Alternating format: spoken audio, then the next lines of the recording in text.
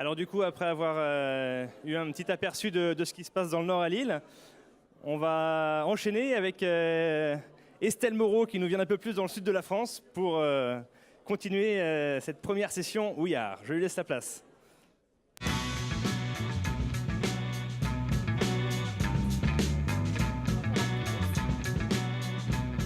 M'entendez? M'entendez? Oui, c'est parti? Allez, le café était passé, c'est bon? Bonjour à tous, bienvenue, Estelle Moreau, je viens de Montpellier en particulier pour vous parler d'anesthésie périmédulaire. Ça me fait drôle, c'est la première fois que je parle avec un micro comme ça.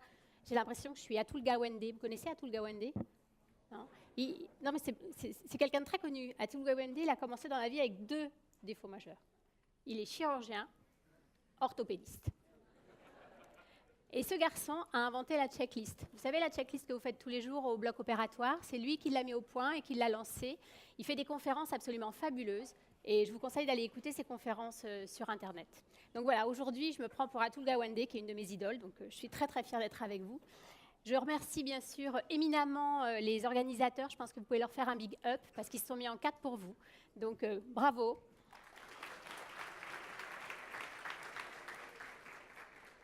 Et on va rentrer ensemble maintenant dans le vif du sujet. Donc, je vais vous parler d'anesthésie périmédulaire. Je n'ai pas de lien d'intérêt. Vous commencez l'anesthésie, vous avez quand même en tête qu'il y a 3 types d'anesthésie. Donc, on va partir de l'anesthésie locale qu'on laissera au dentiste, l'anesthésie générale que vous êtes tous en train d'apprendre, et puis l'anesthésie loco-régionale. Donc, dans cette anesthésie loco-régionale, on va distinguer les anesthésies loco-régionales périphériques des anesthésies loco-régionales centrales. C'est celles qui vont nous intéresser aujourd'hui. Donc, on va parler des anesthésies périmédulaires, donc anesthésie loco-régionale centrale, et on parlera donc de la rachianesthésie, de l'anesthésie péridurale et de l'anesthésie périrachie combinée. Alors, le patient parfait, l'anesthésie périmédulaire, c'est par là, vous le savez.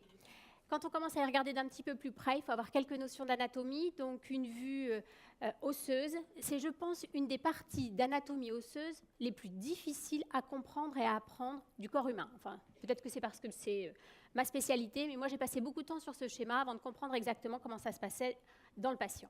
Donc, je vous conseille d'y passer un petit peu de temps. Je vous passe les différentes composantes anatomiques, mais ça fait partie des choses qu'il faut connaître avant de manipuler une aiguille dans cette zone-là. Si on se rapproche et qu'on se met sur un plan tissulaire, vous connaissez peut-être un petit peu plus l'espace péridural, l'espace rachidien, le ligament jaune, durmère, arachnoïde, les 2 collés, ça vous parle. Sûrement, vous avez fait des ponctions lombaires quand vous étiez externe, très probablement. Si on reparle de notre anatomie osseuse, c'est parce qu'actuellement, on développe beaucoup l'échographie et qu'en particulier, on sait faire de l'échographie du rachis. Donc ça va pouvoir nous aider dans notre pratique et vous allez voir, c'est pareil, c'est quand même pas une vue facile à interpréter par rapport à d'autres vues échographiques que vous avez peut-être déjà pu voir. Je ne les détaillerai pas, mais c'est quelque chose d'également intéressant à apprendre quand on apprend l'anesthésie périmédulaire, surtout maintenant, sur cette nouvelle génération. Donc, si on parle d'anesthésie périmédulaire, au commencement, il y a eu la rachianesthésie, scène mythique d'un film un peu ancien. Vous n'aurez pas toujours Michel Morgan comme patiente, ni Gérard Philippe comme infirmier, et j'espère que la patiente sera mieux positionnée. Au niveau de la technique de la rachianesthésie, écoutez, je pense que vous avez tous fait des ponctions lombaires, donc ça reste une technique qui est assez simple. L'idée, c'est d'aller mettre une aiguille jusque dans l'espace qu'on appelle sous-técal, l'espace intratécal, sous-dural, qui est l'espace rachidien, là où le liquide céphalo-rachidien circule. On vérifie qu'on a un reflux. On injecte un mélange en général d'anesthésiques locaux et de morphiniques. Ça se répartit dans le LCR, ça endort les racines et ça fait une anesthésie. C'est magique, c'est décrit depuis très longtemps. Ça a été décrit par un monsieur dont on va reparler, que vous connaissiez, qui s'appelait le docteur Tuffier, en 1901. Donc ça a l'avantage d'être rapide, efficace, simple. Donc un rapport coût-bénéfice très favorable. Particulièrement favorable dans certains environnements. Je pense que dans les pays en voie de développement, la rachie, c'est la vie. Dans certaines situations cliniques également, quand vous vous dites que là, ça va être tricky pour l'anesthésie générale, si on peut, on fait une anesthésie loco-régionale. Ou bien quand le timing n'est pas favorable, le monsieur qui était à un mariage, qui s'est cassé la cheville en dansant le rock et qui arrive aux urgences et le chirurgien, l'orthopédiste, veut l'opérer maintenant. Donc, si on regarde un petit peu comment on s'y prend pour faire une anesthésie loco-régionale, donc l'arachis, c'est par là. Donc, on a la ligne de Tuffier. La ligne de Tuffier, Monsieur Tuffier, on vient d'en parler, 1901, celui qui a décrit la technique. Classiquement, vous prenez les ailes iliaques et quand vos doigts se rejoignent, vous êtes au niveau de l'épineuse de L4. Donc, vous êtes sur un niveau où, normalement, vous êtes dédouané de toute cône médulaire. Attention à votre chemin. Le cône médulaire, effectivement, se termine en L2 et quelquefois plus bas. L2, L4, ça ne fait pas une si grande différence que ça. Il faut savoir que vous, moi, tout le monde, 90% des anesthésistes réanimateurs piquent 1 à 2 espaces plus haut que ce qu'ils pensaient piquer initialement avec leur repère manuel. Donc le risque de traumatisme médulaire existe. Donc avant de piquer une rachis, toujours bien réfléchir à quel niveau on va piquer. Mieux que la ligne de Tuffier en 2018, on vient d'en parler, c'est l'échographie. L'échographie en voie paramédiane et sagittale oblique, vous allez avoir le sacrum qui va se dessiner, c'est des fenêtres osseuses, donc on les voit très bien, le sacrum, puis ensuite les différents espaces intervertébraux, L4, L5. Vous vous mettez L4 ou L5 au milieu de votre écran, le trait au milieu de la sonde sur la peau de la patiente, vous savez où est L4, L5, il n'y a pas d'erreur, au-dessus, en dessous, vous êtes au bon niveau, vous l'avez écho-repéré. Pardon, pour revenir en arrière, ça doit être ça. Donc l'arachis-anesthésie, on a vu, c'est assez simple, c'est facile, c'est coût efficace, c'est rapide à installer, on l'a dit. Votre bloc, il va se faire tout de suite puisque les molécules injectées vont être dans l'espace rachidien au contact des racines nerveuses. Il va être à la fois du coup intense et homogène. Donc pour une chirurgie, c'est parfait. Par contre, il n'y a pas de possibilité de réinjecter, hein, ça dure ce que ça dure. Ça dure 1h30 à peu près de chirurgie. Après, il faut que ce soit fini. Et puis, vous avez une installation très rapide du bloc sympathique. Bloc sympathique, ça vous parle? Bof, bof. Attendez, je vais y arriver. Hein. C'est le seul truc qu'on m'a donné à utiliser, j'y arrive pas. Les 3 blocs qu'on induit quand on va mettre des anesthésiques locaux au contact des racines nerveuses, vous connaissez, on va avoir un bloc sympathique, sensitif et moteur. Sympathique, c'est grosso modo l'innervation de vos vaisseaux. Le fait que vos vaisseaux aient du tonus, c'est parce qu'il y a un tonus sympathique. Dès lors, on revient un petit peu à ce que vous ont expliqué mes 2 prédécesseurs sur l'anesthésie générale. On va lever ce tonus sympathique quand on va faire une anesthésie rachidienne, donc dans les territoires qui vont être bloqués. Donc on va effectivement diminuer le retour veineux, diminuer la précharge et potentiellement donc entraîner une baisse de la tension, donc une baisse de la perfusion des organes, comme ils vous l'ont expliqué. Donc ça, c'est particulièrement marqué quand l'anesthésie s'installe vite. Donc l'arachie est très pourvoyeuse de blocs sympathiques marqués. Et en même temps, vous avez le bloc sensitif, qui est celui qui fait que votre patient ne va pas avoir mal, et le bloc moteur, qui fait qu'il ne peut pas bouger. Le sympathique est le premier à se bloquer. Vous ne pouvez pas éviter d'avoir un bloc sympathique quand vous faites une anesthésie périmédulaire. Donc ça va être potentiellement un problème chez des patients un petit peu fragiles, chez qui vous ne pouvez pas vous permettre d'avoir ce bloc sympathique marqué. Et puis en même temps, la durée d'1h30 est un petit peu problématique aussi. Vous auriez peut-être aimé avoir une durée d'anesthésie qui soit un petit peu plus longue. Donc qu'est-ce qu'on peut faire? Des réinjections itératives, genre version la passoire dans la dure-mère, je vais réinjecter au fur et à mesure, non, c'est pas trop adéquat. Alors on va pouvoir mettre en place un cathéter. Mettre en place un cathéter, ça peut être un cathéter en intratécal, ça se fait, c'est rare, on n'en parlera pas aujourd'hui, c'est vraiment un truc de chef. Ça s'appelle l'arachie continue, ça sauve de certaines situations cliniques, c'est des gros trous dans la dure-mère, ça peut entraîner donc de fortes céphalées, mais c'est une technique qui peut sauver. Celle-ci, elle fait quand même partie des techniques que je dirais expertes, on ne va pas la développer aujourd'hui. Aujourd'hui, on va aller mettre notre cathéter juste avant la dure-mère, dans un espace que vous connaissez, donc maintenant, qui est l'espace péridural. Hein, si on reprend un peu notre anatomie, donc on était dans le orange, dans l'espace sous-arachnoïdien tout à l'heure quand on a fait notre injection en rachis. Là, on va rester un petit peu en amont, on va essayer de ne pas franchir la ligne rose, qui est la ligne qui s'appelle, qui est la dure-mère avec la membrane arachnoïdienne. On va essayer de rester dans l'espace péridural, donc on aura juste franchi le ligament jaune. Donc cette technique de péridurale, vous la connaissez sûrement moins, vous connaissez l'arachie, mais celle-ci peut-être que vous l'avez simplement vu faire. Qui déjà a effectué des péridurales dans l'assemblée? Oh là, vous êtes trop fort là. Bravo, écoutez, super.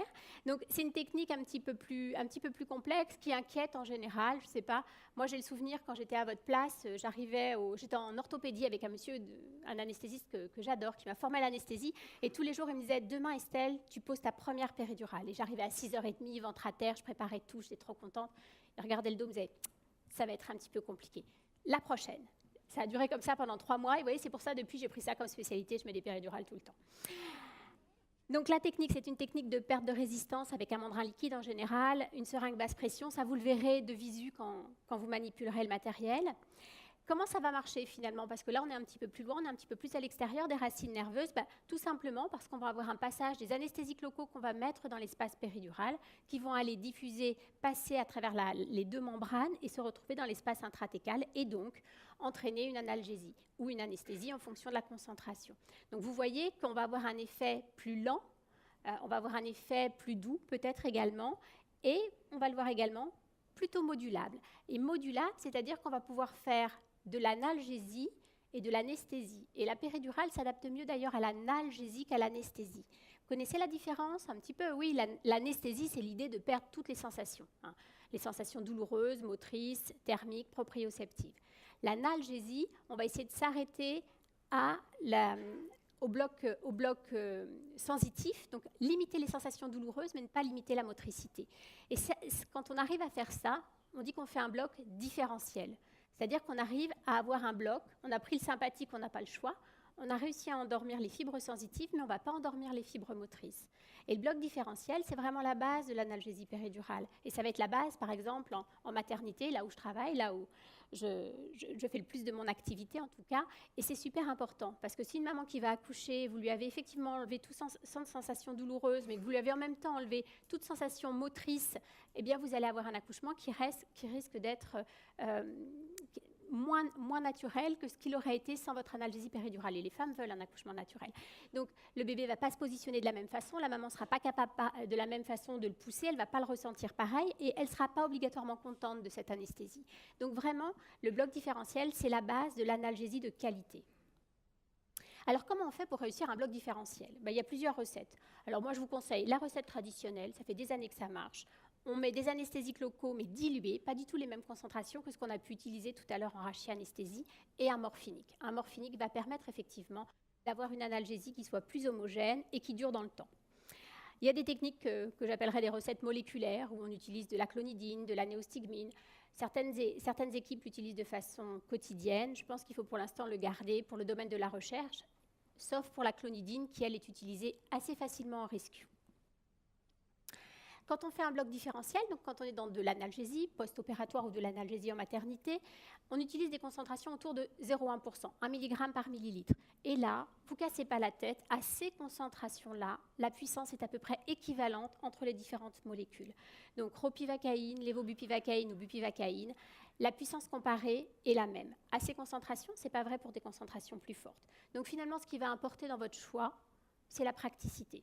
Si vous avez une ampoule de bupivacaïne et qu'il faut faire 5 dilutions pour obtenir une poche à la concentration que vous souhaitez, les risques d'erreur sont trop importants.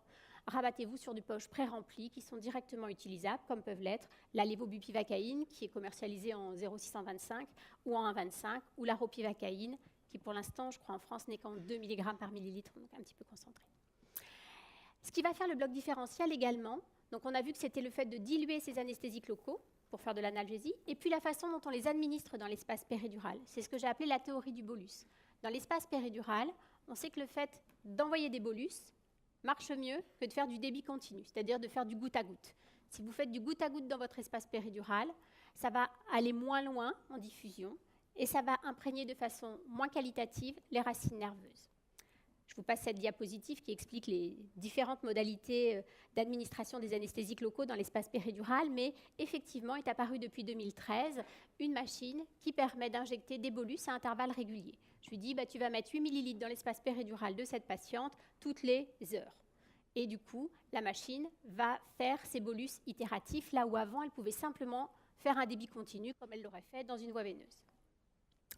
Alors, si on veut maintenant que ça marche, parce qu'on a vu, la péridurale, c'est plutôt pour de l'analgésie, des analgésies qu'on a du temps à installer. Mais finalement, si je veux que ça marche assez vite, parce que c'est un peu urgent quand même, mais que ça dure, donc 1h30, c'est un peu trop juste pour moi, qu'est-ce que je peux proposer comme technique d'anesthésie? Et c'est là où on va parler de la périrachie combinée. Et pour illustrer ça, j'ai une petite vidéo. On peut lancer la vidéo si vous voulez. Normalement, quand je disais vidéo, la vidéo démarrait. J'y retourne. Mince. Voilà, bougez pas du tout. Là. Ah, l'espace péridural, on l'a raté. Donc vous avez vu, on est dans l'espace péridural, technique de perte de résistance. Ah, Voilà, là vous allez voir, c'est la vraie vie. Il stabilise son aiguille, il essaie de franchir très doucement la dure merde. Et voilà, la vraie vie, il est tombé sur une racine de l'autre côté. Donc il a stabilisé son aiguille de rachis qui est passée dans son aiguille de péridurale. Il stabilise l'ensemble des deux aiguilles. Ça va faire une sensation de chaud dans les fesses. Vous avez vu, il travaille bien. C'est le même interne que l'année dernière, je l'ai gardé parce que vraiment il travaille bien. Voilà, il stabilise ces deux aiguilles, il ne risque pas de cisailler, il ne risque pas de bouger quand il injecte. Donc là, il fait son injection en rachis, mélange anesthésique locale plus morphinique.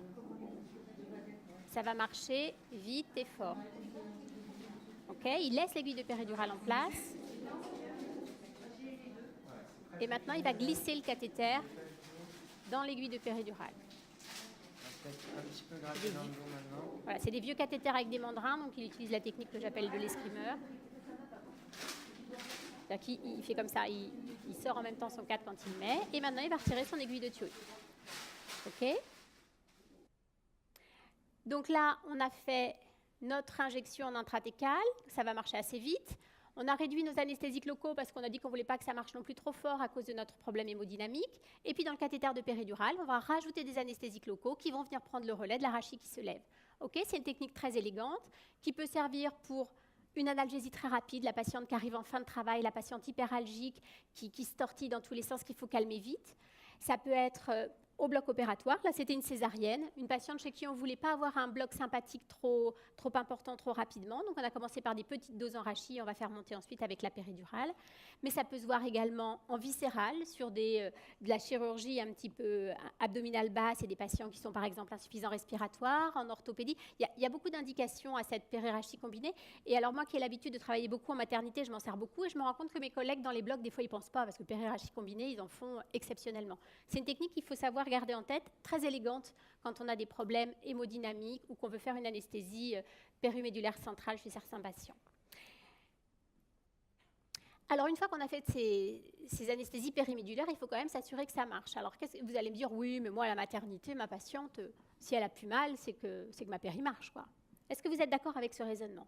Est-ce que quand j'ai injecté mon mélange anesthésique locale plus morphinique dans ma péridurale, j'ouvre la porte, je demande à la patiente si ça va mieux, qu'elle me répond oui, est-ce que je peux aller manger tranquille? C'est tricky un peu quand on commence. Eh bien, alors, on aurait tendance à dire oui, parce qu'on se dit, attends, si elle est calmée, c'est que c'est l'espace péridural, les nerfs ont été endormis. Eh bien non, parce que dans votre mélange avec lequel vous injectez, il y a dedans un morphinique. Et qu'est-ce qu'on craint dans notre espace péridural? Qu'est-ce qu'il y a qui passe? Il y a de la graisse, et il passe aussi des vaisseaux. Il y a des veines péridurales, d'autant plus dilatées que la femme est enceinte. Et effectivement, si vous avez cathétérisé un vaisseau, si vous êtes dans un vaisseau avec votre cathé, et que vous injectez votre mélange initialement, un petit peu d'anesthésiques locaux très dilués, pas vraiment de symptômes, un peu de morphinique, on n'a plus mal. Et vous pensez que vous avez une péridurale qui marche. En vérité, votre péridurale, elle est dans un vaisseau, dans l'espace péridural. Et si vous n'en rendez pas compte maintenant, ça risque d'être un petit peu compliqué pour la suite. Donc la seule façon de vérifier que l'analgésie péridurale est efficace, c'est de tester le niveau sensitif. Dès lors que votre patient a un niveau sensitif, c'est-à-dire qu'il y a une zone de son corps qui est endormie, anesthésiée, alors il y a des anesthésiques locaux qui sont passés dans l'espace péridural. C'est la seule preuve. Que ce soit le mollet gauche, le dessus du genou droit, c'est pas grave si c'est pas encore parfaitement bilatéral et symétrique. Mais déjà, vous savez que ça fonctionne. D'accord? Alors, le meilleur test, paraît-il, c'est ce que disent les articles, c'est le toucher léger. Donc, le toucher léger, je vous ai mis une plume. C'est avec ça, normalement, qu'on peut, de façon très fine, déterminer notre niveau sensitif. Alors, on est un peu moins précis dans les maternités et dans les blocs opératoires. On utilise un glaçon, puisque la patiente perd la sensation thermique. On utilise un glaçon en sachant que le niveau chirurgical sera en dessous du niveau du glaçon. Il faut compter environ 2 dermatomes. Si vous avez un niveau sensitif en D4, vous avez des stimulations possibles jusqu'au niveau de D6.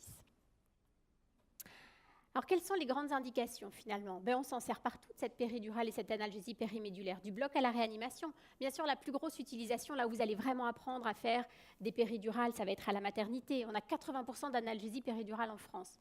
Donc, on a environ 600 000 patientes chaque année qui bénéficient d'une analgésie péridurale. Donc, effectivement, c'est là où vous ferez vos armes. Mais vous allez également le retrouver en chirurgie viscérale, par exemple, dès lors qu'on a des patients qui vont avoir une chirurgie lourde, on va proposer d'allier les deux techniques, d'allier l'anesthésie loco-régionale avec l'anesthésie générale. C'est assez élégant. Vous mettez un cathéter de péridurale. Vous vous assurez que ça commence à fonctionner, un petit peu de test sensitif, les orteils s'endorment, ça va marcher.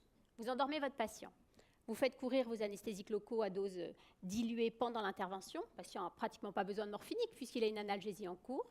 Vous le réveillez avec le sourire puisque la zone opérée reste endormie et le patient peut garder cette analgésie pendant 24 à 48 heures en post-opératoire. On peut du coup lui faire des exercices respiratoires. Il va reprendre plus vite un transit parce qu'il n'aura pas de morphinique. Enfin, c'est une technique qui a vraiment fait ses preuves dans cette indication, en sachant qu'actuellement elle est un peu challengée par la lidocaïne intraveineuse, par les blocs périphériques qui sont en train de se développer, mais ça reste quand même un basique sur les grosses chirurgies.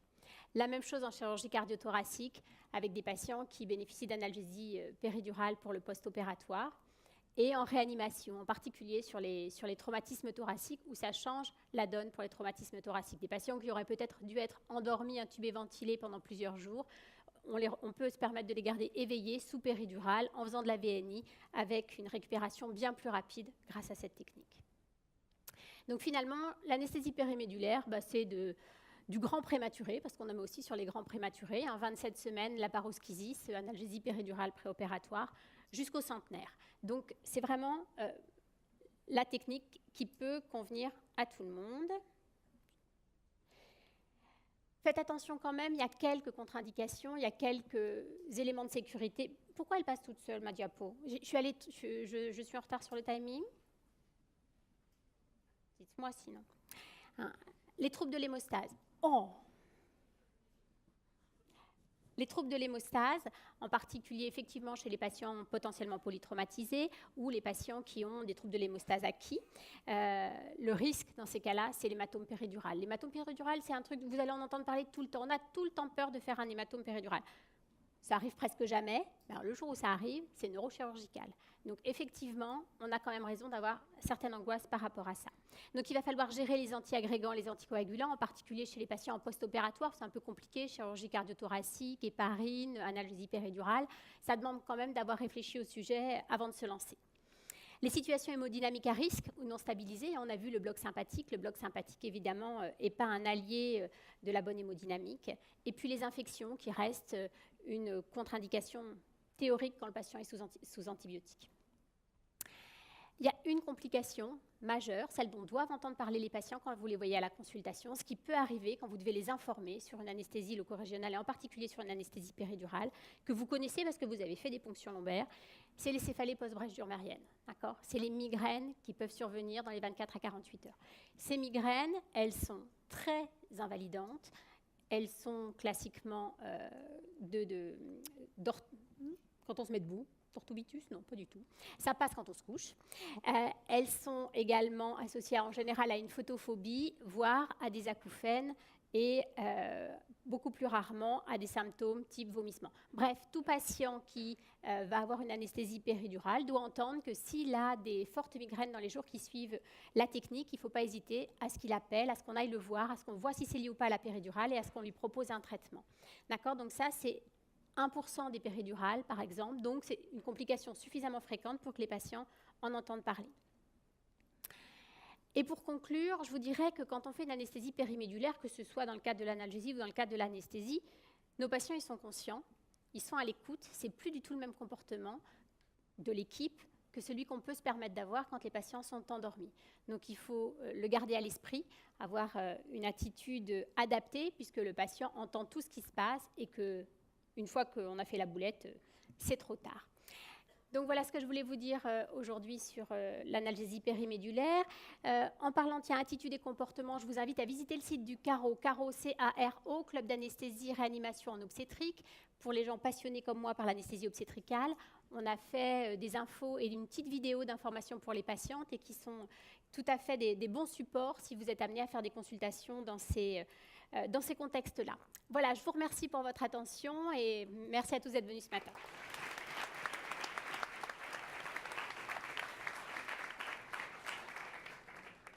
Merci Estelle. Est-ce qu'il y a des questions?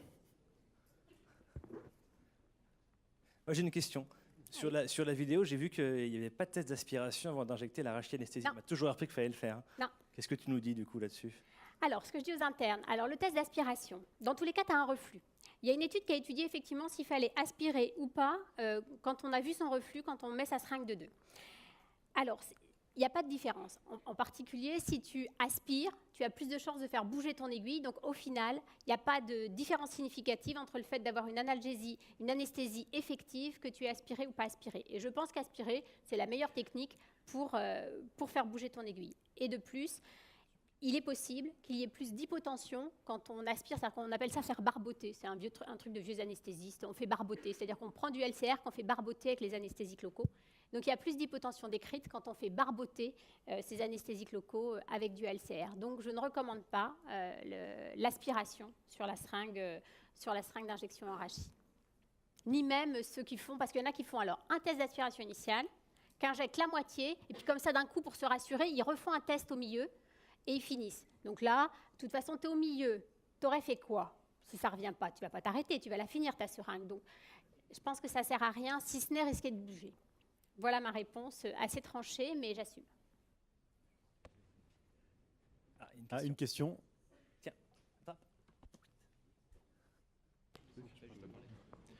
Je me demandais qu'est-ce qui garantissait, lors de la réalisation d'une rachis anesthésie, que le produit injecté localement ne diffuse pas dans le LCR et aille anesthésier les régions sous-jacentes. Attends, je crois que je n'ai pas très bien compris. Comment ça diffuse dans le LCR, c'est ça la question? Est-ce qu'il n'y avait pas de risque de diffusion du produit dans les régions sous-jacentes avec anesthésie de... Sous-jacente, c'est-à-dire que finalement mon niveau d'installation va être supérieur à la zone que j'attendais ou quelque chose comme ça. Alors classiquement, effectivement, on n'a pas parlé des différentes solutions qu'on utilisait. On peut utiliser plusieurs types d'anesthésiques locaux qui sont spécifiques quand on fait une injection intratécale. Donc on peut utiliser des produits qu'on appelle hyperbares, donc qui vont avoir tendance, si votre patiente est assise par exemple, à descendre vers le bas du rachis, ou si elle est couchée sur le côté, à aller par exemple plus endormir un côté du patient que de l'autre, ou alors hypobars qui vont effectivement avoir tendance à monter, mais cette baricité est quand même diminuée par le fait qu'on ajoute des morphiniques avec, d'accord? Et la possibilité de diffusion de nos anesthésiques locaux est quand même liée au site d'injection. C'est-à-dire que ça va être difficile en partant de L4, puisque n'oublie pas que tu piques très bas parce que tu ne veux pas risquer de piquer la moelle, donc tu piques en L4, d'avoir un anesthésique local sur un volume qui équivaut à 2 cc et demi, 3 cc, d'arriver à monter jusqu'en thoracique. Ce qui peut arriver effectivement si ton volume global ou si ta dose totale d'anesthésique locale est vraiment très importante, je ne sais pas, tu n'en as jamais fait, tu te dis, bah, tiens, je vais faire une ampoule, hein, ça doit être bien conçu ce machin, il me donne une ampoule de 5, c'est sûrement fait pour qu'on fasse une ampoule. Effectivement, si là tu nous mets 25 mg en intratécal, il se peut, tes anesthésiques locaux arrivent à monter très très haut. Donc c'est une histoire de dose, c'est une histoire de volume, une histoire de baricité pour effectivement maîtriser correctement ton bloc. Et pour tout dire, en péropératoire, on est souvent plus gêné par un niveau trop bas que trop haut. C'est ça qui peut nous gêner. D'autres questions? Oui, là-bas devant. Envoyez la box. Quelqu'un attrape? Devant, là, qui c'est qui demandait le... Vas-y. Tout devant. Pour les péridurales, est-ce Oui. que vous adaptez la dose en fonction de la taille de la patiente?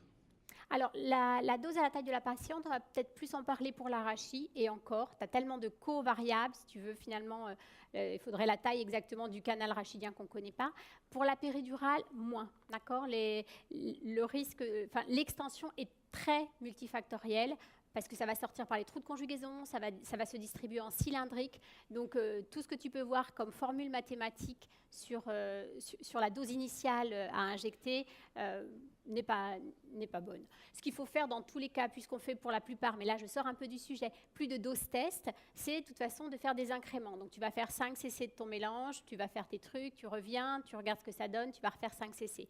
Peut-être juste un petit mot, pourquoi on fait une dose test? On a parlé tout à l'heure, intraveineux, je ne veux pas que mon 4 il aille en intraveineux parce que je ne vais pas injecter des anesthésiques locaux en intraveineux. Il y a un autre truc qu'on craint. C'est celui-là qu'il faut craindre le plus, puisque dans tous les cas, l'intraveineux, vous le saurez, puisque vous allez tester vos péridurales. Donc, vous saurez tout de suite s'il est en intraveineux ou pas. Mais il y a un autre truc qu'on craint. Qu'est-ce qu'on craint quand on met un cadre de péridurale? Pourquoi on fait une dose test? Pourquoi on fait une dose test? Les anesthésistes, ils font des fois de la xylo. Alors, la xyloadrée, pour voir si on est dans un vaisseau, mais la xylo, c'est pourquoi? criez-le, ouais, c'est ça, pour être sûr que le CAT n'est pas passé en rachis. Hein, c'est ça qu'il faut craindre, parce que quand vous allez arriver avec vos 10 cc de mélange et que vous allez injecter vos 10 cc de mélange à cette patiente pensant injecter une péridurale et que c'est en rachis, là, vous courez quand même à la catastrophe. On n'est pas du tout dans le même rapport de volume et de dose entre la rachis et la péri. Et effectivement, pour savoir si on est en rachis, il faut faire une petite dose d'anesthésique locale et puis regarder ce que ça donne. Si votre patiente, après un premier incrément de 5 millilitres, elle a un niveau en D4, qu'elle est soulagée complètement, voire même qu'elle n'arrive plus à bouger les orteils, faut vous dire qu'il s'est passé un truc qui n'est pas classique en péridurale. Donc effectivement, il faut, en tout cas au début de sa dose d'injection, d'ailleurs la dose d'injection est une responsabilité médicale. Je connais des internes qui posent le CAT et qui partent boire un café, et l'IAD qui injecte. Non, la première dose dans une péridurale, c'est une responsabilité médicale, elle vous incombe, c'est à vous de surveiller que vous n'êtes pas en intratécal, que vous n'êtes pas en intravasculaire, et après vous passez la main à la sage-femme, aux infirmières anesthésistes, à qui vous voulez. Mais l'induction d'une analgésie péridurale est en tout cas un geste purement médical. J'ai répondu à ta question? Oui. Oui, merci. L'autre côté à gauche, la box. Tu changes de... Ouais, il faut que tu changes de quai.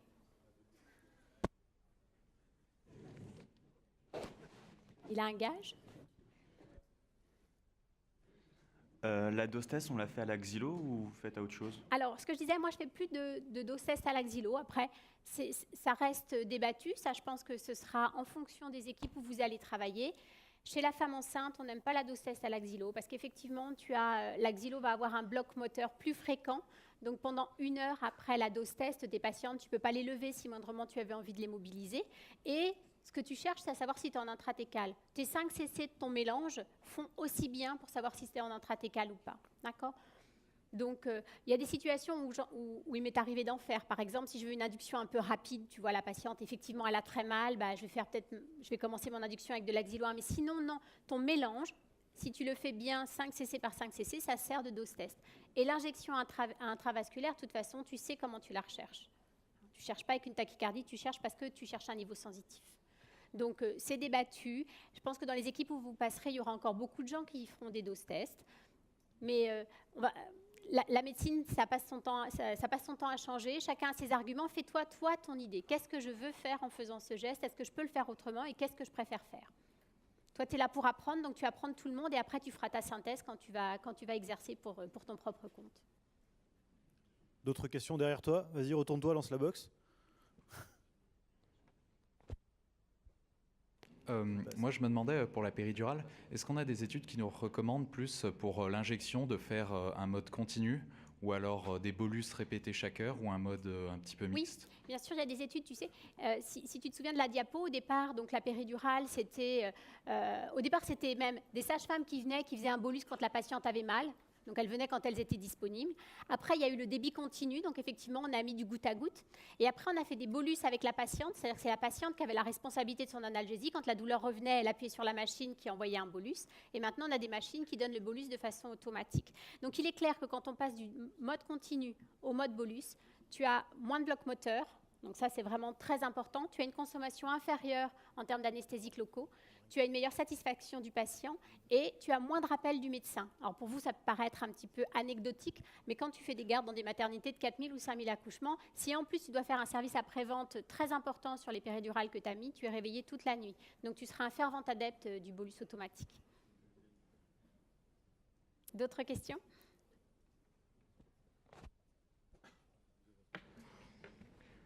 Juste, je me demandais parce que quand les patientes sont en obstétrique, elles ont une péridurale et quand on les passe en césarienne, on injecte dans la péridurale et ça fait une anesthésie. Une conversion ? Ouais. Donc du coup, c'est quoi l'intérêt de la rachis-péri en fait ? Alors, c'est sur des patientes qui n'ont pas encore de péridurale, tu vois, ou alors des patientes qui ont une péridurale qui marche mal, parce que ça arrive, je ne vous l'ai pas dit, mais finalement, nos péridurales, ce n'est pas 100% de succès. Il ne faut pas penser qu'on est si fort que ça. Hein. C'est environ 10 à 15 patientes, des patientes qui ne sont pas satisfaites de leur analgésie péridurale. Et ces analgésies péridurales, quand elles ne sont pas satisfaisantes et que tu dois passer en césarienne en urgence, tu es bien embêté de te dire qu'est-ce que je vais faire. Parce que classiquement, là, pour le fait de vous utiliser de l'axilo, puisque vous voulez un bloc moteur, là, pour le fait de vous faites des anesthésiques locaux concentrés, pour convertir votre analgésie en anesthésie qui va permettre de faire une césarienne sans endormir la patiente. Mais si votre péridurale marche mal ou si elle n'en avait pas, la périrachie peut être une technique effectivement intéressante. Parce que vous allez hésiter après une péridurale à refaire une rachis. Je vous passe un petit peu les détails, à faire une rachis single shot. Donc vous pouvez faire une périrachie, petite dose dans l'espace rachidien, et je prends le relais avec un nouveau cadre de péridurale qui marche bien. Donc oui, il y a des indications à faire des périrachis. La patiente fragile, la patiente cardiaque qu'on doit césariser, rachis péri, on y va mollo. La patiente, la triplette, triplée, un ventre comme ça, je ne vais pas faire une rachis single shot, le bloc sympathique, je vais avoir mon niveau là, ça va être la cata. Périrachie combinée. D'accord, donc il y a beaucoup d'indications de périrachie combinée en maternité, mais aussi dans les autres blocs. Ça répond à ta question. Devant, une dernière question. Je crois qu'il faut que tu attrapes la boîte verte et c'est pas gagné. Olé. Ah. Elle ne suivait pas, c'est pour ça. Devant les filles, devant. C'est devant. Attends, il faut que tu parles dedans. Est-ce qu'il y a une conduite à tenir, on va dire, en recommandation, quand on est devant une péri qui est latéralisée, qu'on a bien... Parce que dans les pratiques, dans ce que j'ai vu là, c'est un peu différent et... Tu as raison. Je ne sais pas... Trucs et astuces. Alors, la péri latéralisée, donc une fois sur 4, une fois sur 5. Hein. Donc, tu as certaines IAT qui aiment bien latéraliser la patiente du côté pas analgésié, faire un bolus. Alors, partout dans la littérature, on dit que ça ne marche pas. Dans la vraie vie, certains en sont contents. C'est sûrement l'effet bolus plus que l'effet latéralisation.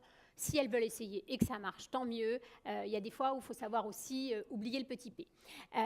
Autre situation qui marche, enfin, autre technique qui marche bien à mon sens, c'est l'utilisation de la clonidine. On en a parlé tout à l'heure. Hein, la clonidine, c'est le catapressant.